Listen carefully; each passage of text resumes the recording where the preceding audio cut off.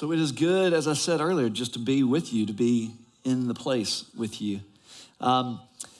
We are in the middle, as you are probably aware by now. Some of us, it's so funny because preachers, we get really into the sermon series. We're doing like all these weeks on the same theme. And every now and then we realize that for the average churchgoer, at least as far as researchers would call the average churchgoer, they would say the average churchgoer comes to church or watches church, is involved in the life of a community of church once or twice every 6 weeks. And so what's interesting is, and that's not a conviction, that's just the baseline truth that they go with. When someone says I'm active in church, what they mean is I'm active once or twice every 6 weeks. And so what's interesting is when we do these sermon series, this one's 7 weeks long. And for folks who are here frequently, for whom weekly worship attendance, either online or in person, is a part of the practice, you probably noticed that we're in a series. But most folks, they're like, oh, wait, weren't we talking about prayer last time I was here? Yeah. And so we're going to continue to talk about prayer. We're going to do it for a few more weeks. As I said in the welcome, Lo was here this past Sunday, and I just love it when he comes. The only thing that would have made last Sunday better is if I could have been in the building to hear it in person and to receive it from his lips and not through the screen. But he talked about the importance of praying for healing and why we should do it, why we should go to God when we have friends or ourselves who are in need, family who are in need of healing of one sort or another. And again, if you didn't get to hear that, go back and listen on the podcast. Today, I'm going to continue the series around asking God for wisdom. Like, God, I'm trying to make a decision. Remember, all of these sermons, at least the middle 5, the front and the back of the series, are kind of summarizing sermons, you might say. An intro and a closure, but these 5 in the middle pretty much are the 5 big prayers that you ask me to pray on your behalf. Or you might say, Pastor, can you be praying for me? I have this decision to make. Hey, Pastor, can we meet for lunch or coffee? Because I'm trying to make this really difficult decision. I just need your help. And I believe that maybe you could give me some wisdom, some input, insight that would help me make the right decision. And I'm always honored by that.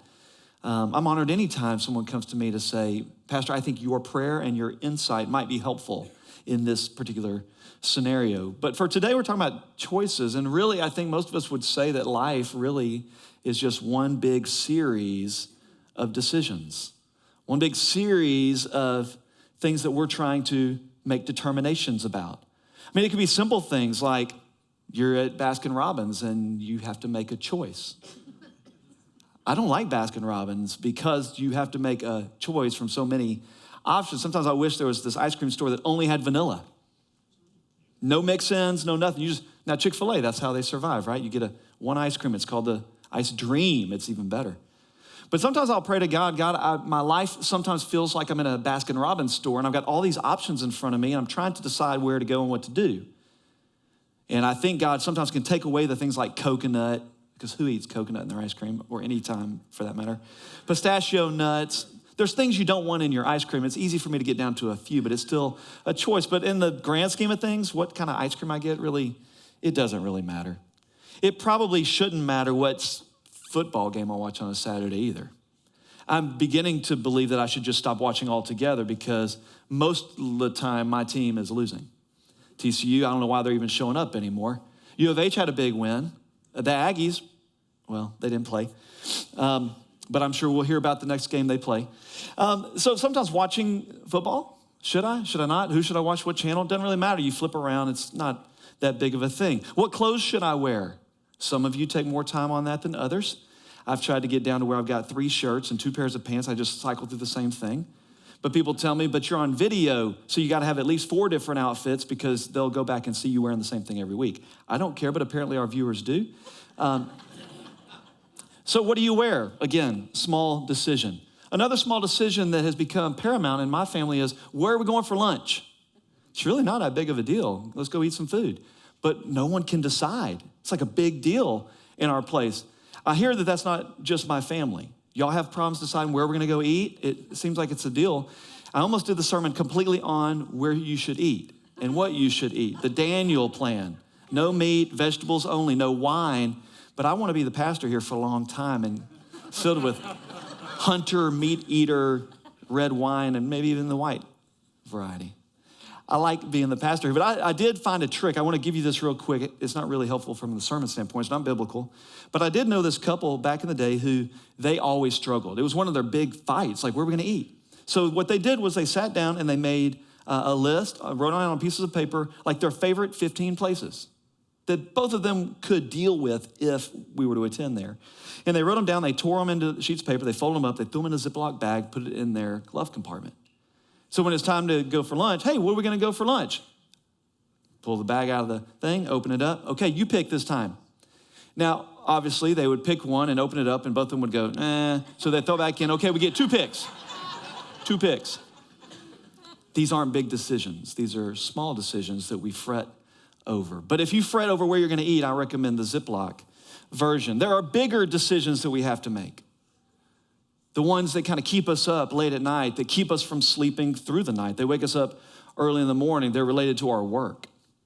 What should I do at work? I've got to make a decision. Should I hire that person, fire that person? Should I take this promotion? Should we move to take this better job? We have big decisions to make about love. Who do I love? How do I love them? Should I keep loving them? I've committed to this thing, but am I really in it for good? Can I forgive this person or not? These are big decisions that we all have to make. And the ultimate one, of course, is around matters of faith. What should I do with my faith? Should I still believe what I have always believed? What I believed as a child is now running into conflict with the things that I'm wondering about in the way the world is sort of evolving. I wonder if my faith needs to evolve with the world, or do I need to make the world more into the image of the faith that I've held so closely? Big decisions, small decisions. They're filled with them. And you are where you are as a result of the decisions you made on these big things and these small things. So today's thing is, so how do we make a decision? Pastor, you said nothing so far that's not just common sense to us. Well, I want to talk to you about how do we make decisions. Now, again, how we make decisions may not be rocket science. There's a lot of different ways that you make decisions, that I make decisions.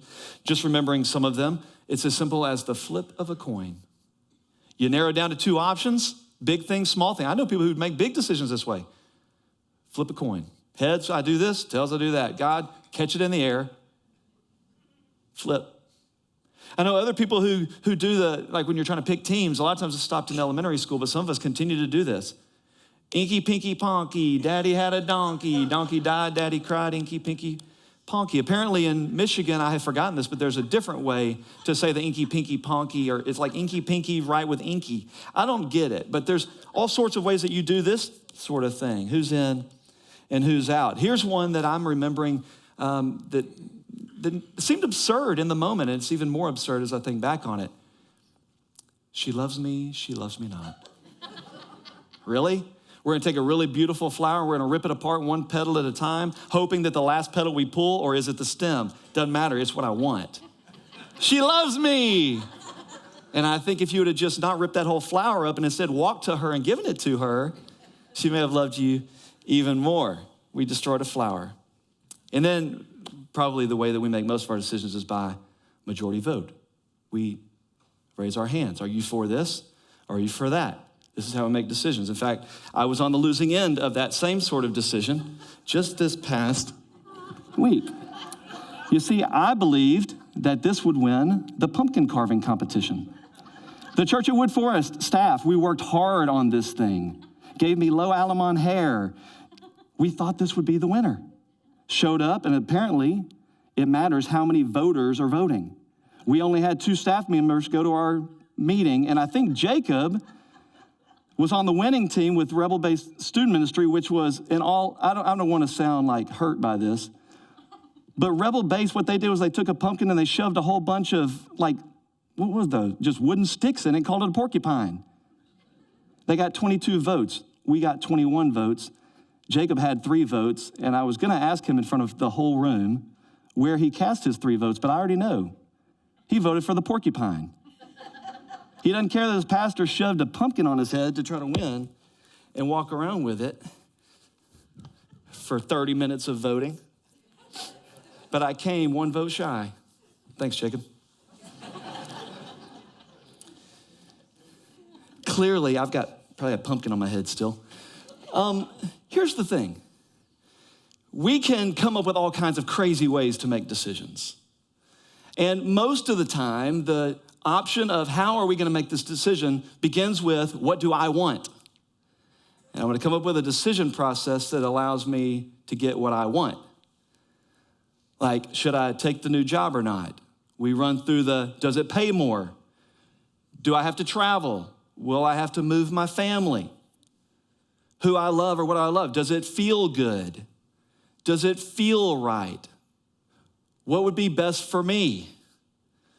Should I do this or do that? I don't know what's best for me. Let me see if I can get anyone else to buy in. Let me see if I can even get God to honor what's best for me. But if you go as far as to say at least, well, let me see what God has to say. Let me go see if God will confirm my decision. We go to the trustworthy book of Proverbs. Maybe you've heard Proverbs chapter 3 quoted somewhere. Usually we quote verses 5 and 6. I'd like to read 5 through 8. These are familiar words. In fact, there's a really cute song that I won't sing. Trust in the Lord with all your heart. Lean not on your own understanding. In all your ways, submit to him, and he will make your paths straight. And then it continues. Do not be wise in your own eyes. Fear the Lord and shun evil. This will bring health to your body and nourishment to your bones. In this little section, trust in the Lord with all your heart. Don't lean on your own understanding. There's something in the Bible that's saying your mind won't always lead you to where I'm leading. It won't always guide you in my direction. The closest shot you got at following me is not leaning on your own understanding, your own limited capacity of thinking, but lean in on me. Trust me with everything you've got. In all your ways, submit. Submit's an interesting word. Oftentimes we hear it at weddings, spoken to a bride and never to a groom. There's something wrong with that. Submit is about putting yourself under someone else's rule.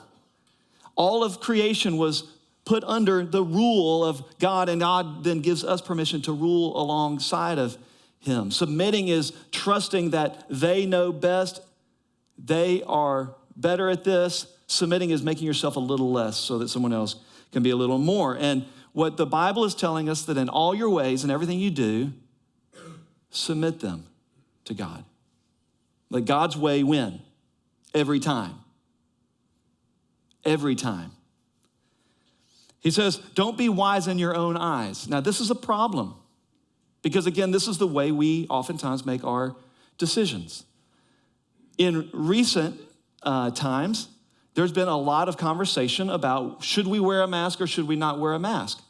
Should we get vaccinated or should we not get vaccinated? And I have found myself telling people, I have an opinion about this, but ultimately my opinion and your opinion don't have to be the same. But here's what I want you to do. I want you to start not with what's best for me, where does my freedom lie? Because Paul talks about those things, that all things are permissible, but not all things are profitable. Instead of looking through the binoculars backwards, starting with me as the big thing, narrowing down to, I wonder what they think. I'm just asking that you start with what best honors the Lord. How is the decision I'm going to make best serve and love the Lord? Because Jesus says that's where this all starts. Love the Lord with all your heart, soul, mind, strength. Love him with everything, including your decisions. So I'm just wondering if in our decision making, again, I don't have a big problem with where you land. I just want to make sure that you've landed somewhere that the Lord first led you. And then second rule that Jesus gives us is love your neighbor, that the decision you make is next about loving your neighbor. And then finally, me.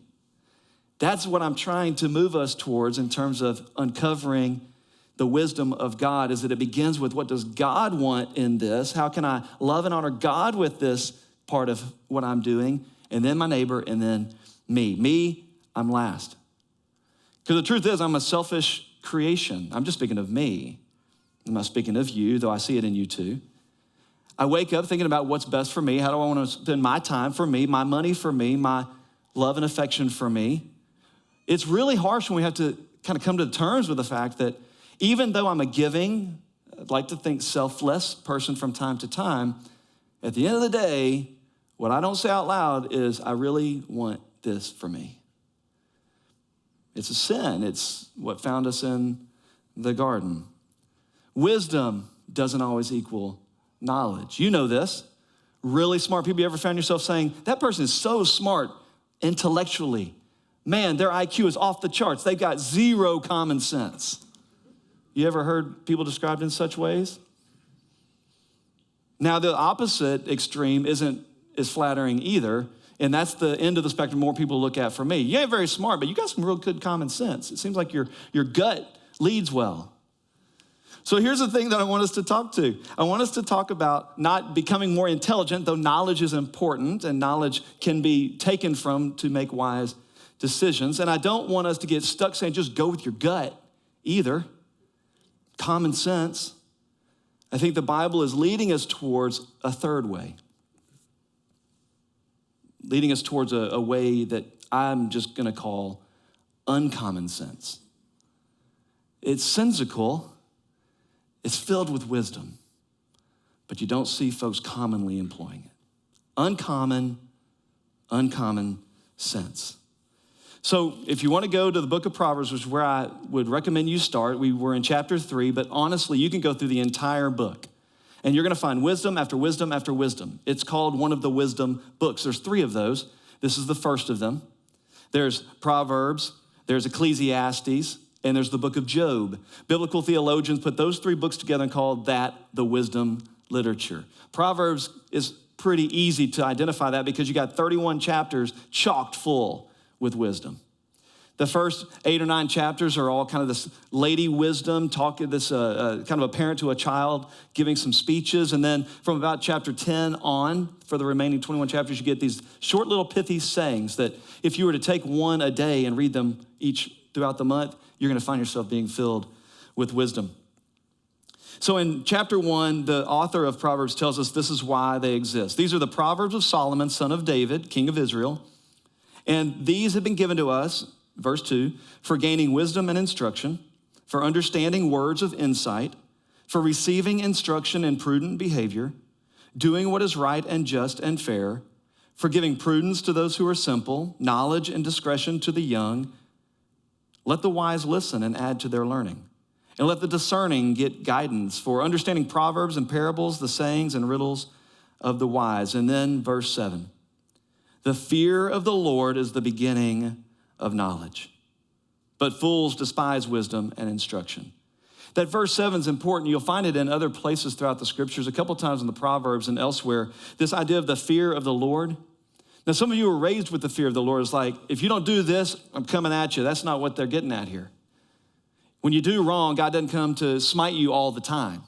This isn't the way that we understand God to be, especially the God that is introduced to us in the person of Jesus. This is not the way it works. The fear of the Lord is this honor, this respect. I'm afraid of my wife. Well, actually, that's kind of both fears. But I honor her. I respect her. I cherish her. For 21 years, I have found internally and almost always externally that she's right. I listen. This is the fear of the Lord that we're talking about here. The Proverbs author is saying, start there. The beginning of knowledge, if you want knowledge, if you want wisdom, you start with what does God say? What does God think? This wisdom word in the Hebrew is chokmah. You almost have to clear your throat to say it correctly. Chokmah. You want to try it? Try it with me. Chokmah. Say it again. That's beautiful. Some of you are congested. It goes easier. Do it again. Chokmah. Chokmah is wisdom. And the biblical authors and theologians since have come to believe that this chokmah, this wisdom of God, is woven through all of creation. It's this thing that sits just behind the scenes, that's leading and guiding all of creation. Chokmah, it's woven. And in chapter 8 of Proverbs, I'll just skip over there to chapter 8. You got to turn left a couple times. This chokmah, this wisdom, is given personifications, Lady Wisdom. Now, Lady Wisdom says in chapter 8, does not wisdom call out? I mean, even from that first question, I'm hearing this, are you listening? Chokmah that's woven through the wisdom of God that's all throughout creation. Are you listening to it? The author continues. I won't read this whole chapter, but I want you to hear the essence of this wisdom. Does not understanding raise her voice? At the highest point along the way where the paths meet, she takes her stand. Where the paths meet, she takes her stand. This way or that way, wisdom is there standing right beside you as you decide. To you, O people, I call out. I raise my voice to all humankind. You who are simple, gain prudence. You who are foolish, set your hearts on it, this wisdom. Listen, for I have trustworthy things to say. I open my lips to speak what is right. The author of Proverbs is saying to us over and over and over, I have wisdom. You don't. Listen. Listen to me. I've put all of creation together. In fact, she flat out says this in this chapter 8. Wisdom goes on to say in verse 22, the Lord brought me forth as the first of his works. Before his deeds of old, I was formed long ages ago at the very beginning when the world came to be. When there were no watery depths, I was given birth. When there were no springs overflowing with water, before the mountains were settled in place, before the hills, I was given birth. Before he made the world or its fields or any of the dust on the earth, I was there when he set the heavens in place. When he marked out the horizon on the face of the deep, and when he established the clouds above and fixed securely the fountains of the deep. When he gave the sea its boundaries so the waters wouldn't overstep their command, and when he marked out foundations of the earth, I was constantly at his side. Even creation, the design, that people want to talk about, the designer of creation. Wisdom would say, I was the part that allowed God to design. Wisdom, God's wisdom.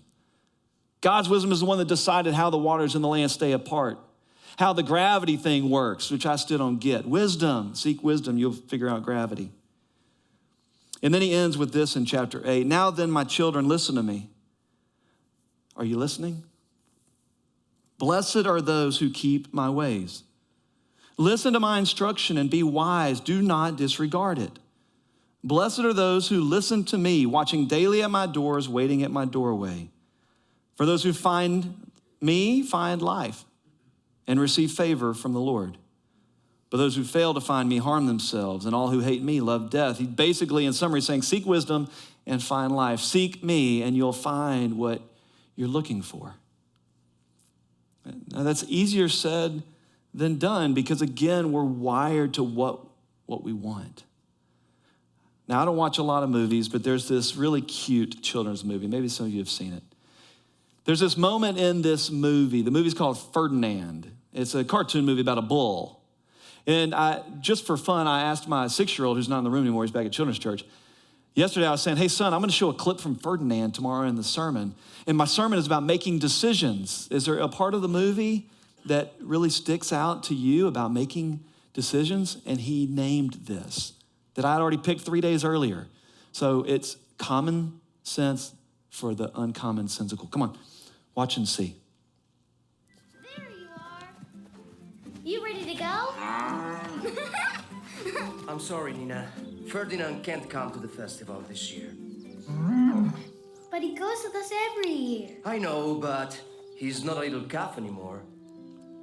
Then I won't go either. Listen, honey, it's for his own good. But Dad, it's just Ferdinand. But outside this farm, they don't know him like we do.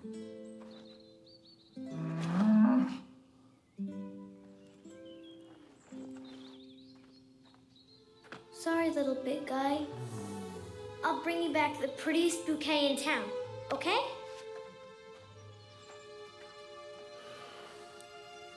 Hey, cheer up, buddy. Flowers are overrated anyway. Ha, you couldn't pay me to go to that festival. Hey, why don't we bring Paco? Fun, right? I guess. I am not stoked about this. Not stoked at all.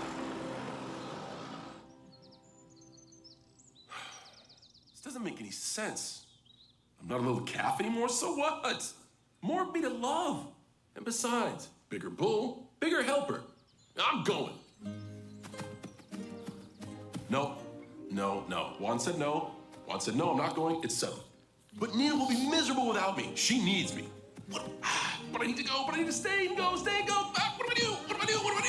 Ah! If that orange doesn't fall by the time I count to 3, I'm going. 1.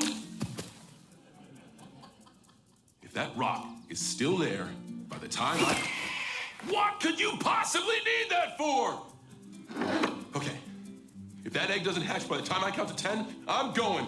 1, 2, 3, 4, 5, 6, 7, 8, 9, 10. Whew. Didn't hatch. Flower Festival, here I come.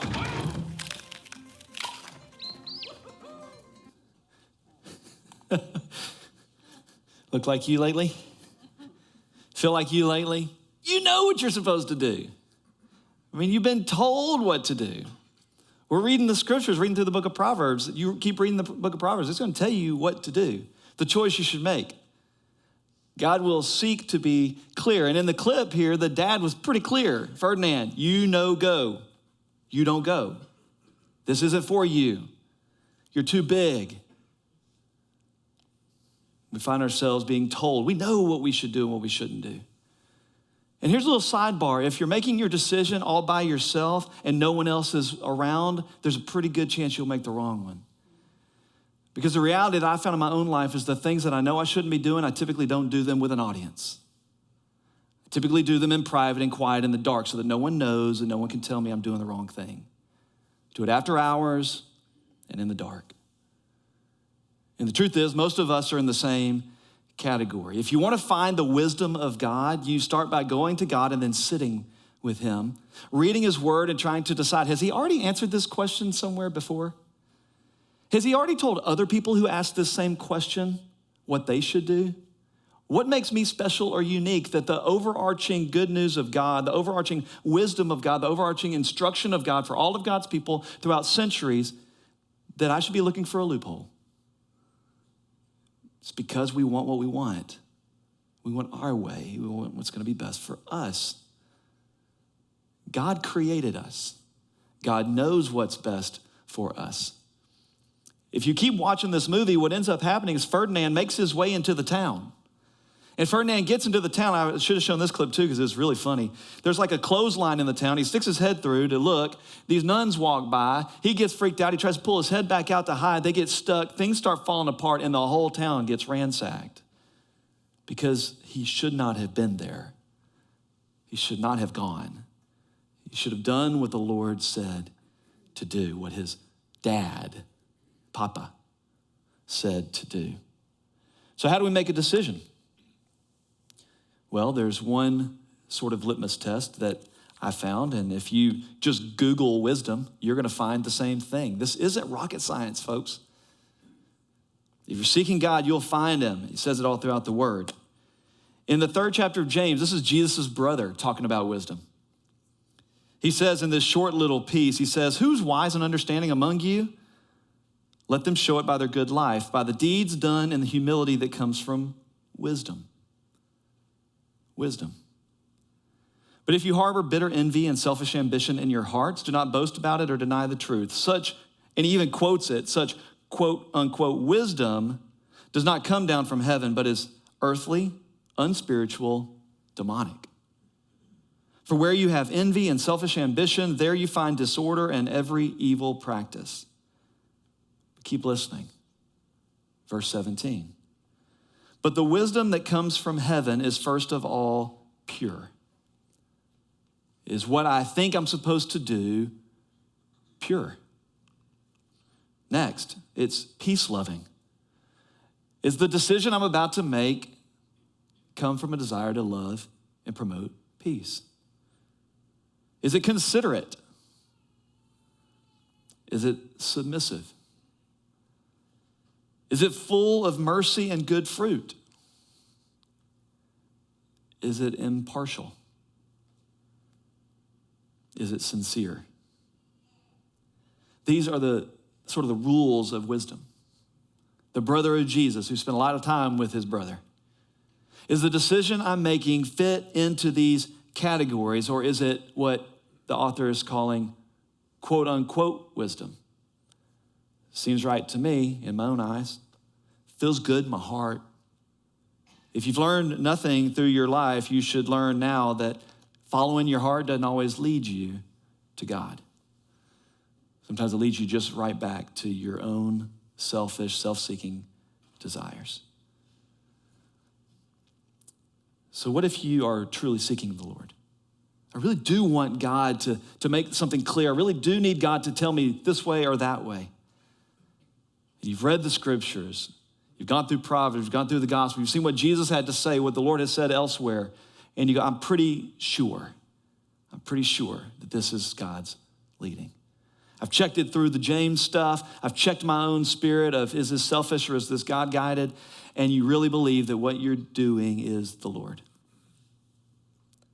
Well, then do it. Do it. But do it this way. Walk, don't run. Walk, don't run, because literally if you're walking and you make a misstep, it doesn't hurt as bad. If you're walking and you catch word of wisdom that, no, I'm going the wrong direction, you don't have nearly as far to backtrack. If you're running, oftentimes we find ourselves falling all over ourselves, realizing down the road that maybe we've gone the wrong way and you got a lot more backtracking to do. Walk, don't run. And if you need a little input, inspiration, let me see if I can find it in here. There's a prayer that I pray. Goodness gracious, why does this always happen? All right, I'm going to summarize it. I can't find it in here. It's a bookmark. Whatever. Here's the prayer. Thomas Merton prayed it. A dude full of wisdom. He says basically this in his own prayer. Dear God, I have no idea where I'm going. That's how he begins. I have no idea where I'm going. I can't know for sure that the way ahead of me is the way you're leading. But I have a desire to please you. I have a desire to please you with the decision I'm making, with the direction I'm going, and I pray, God, that my desire to please you in itself will please you. And I pray that I have that desire within me all the days of my life and every decision I make to please you. And I know that if I'm going the way that isn't pleasing you, that you will not leave me in the valley. You will be with me always. He says some other stuff. He says it much better than I've just said it. You can go look him up. Here's the good news. All of us have arrived here in this moment, in this place, as a result of a series of decisions that we made or were made on our behalf. Some of us really like where we have landed. Some of us are filled with gratitude for how decisions have gotten us here. Some of us love the old country song, God bless the broken road that led me straight to you. The good news of God is that however you found yourself here, God has not left you there. No matter what or how you have found yourself here, goodness, great decisions, seeking purity and holiness, not happiness, whole nother sermon there, and you've landed here, good stuff, bad stuff, God's here. And he hadn't left you, hadn't forgotten you, isn't looking to smite you or teach you a lesson, though lessons can be found in the trouble we bring upon ourselves. The good news of God is that there's nothing you can ever say or do that'll separate you from his love.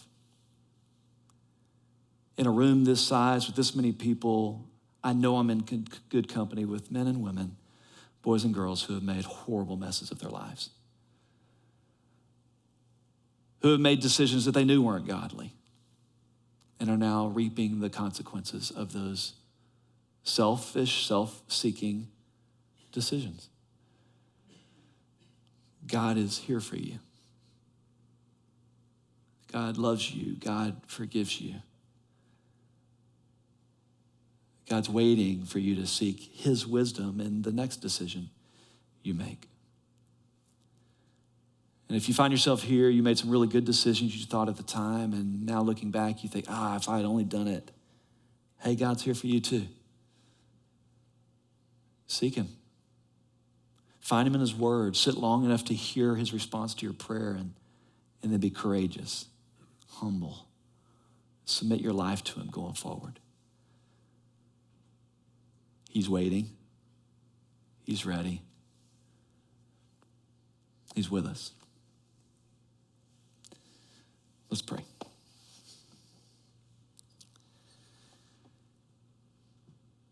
God, we know that you're with us. We've heard that said so many times before. But if we're honest, there's some of us who think that we've somehow managed to do and say things to have you leave us. And so God, I pray that if there's anyone in the room who feels distant from you because they think they've done something so horrible that you would never love them again, if they're here thinking that somehow by doing the right things and coming to church enough and saying the right things and having a good public figure, that somehow that'll please you enough to give them another chance, God, I pray that you would disrupt that way of thinking. And in his place, you would remind us of the truth that you never left us, you never forsook us, that you're with us and you'll be with us to the ends of the age. God, I pray that this morning we'd be able to look back at decisions we've made and learn from decisions we've made. To see where when we sought your wisdom and where we went straight to your word instead of our gut, that we found ourselves walking more in line with your ways. And that would be encouragement to keep doing that. God, thank you for being with us in prayer, for hearing us when we pray, and then for speaking back. For those of us who are trying to make a super difficult decision right now, I pray that you would give us space to sit still long enough, for ears to hear clearly enough your guidance. And that maybe even today, in this moment, you're answering a prayer. Which way do I go?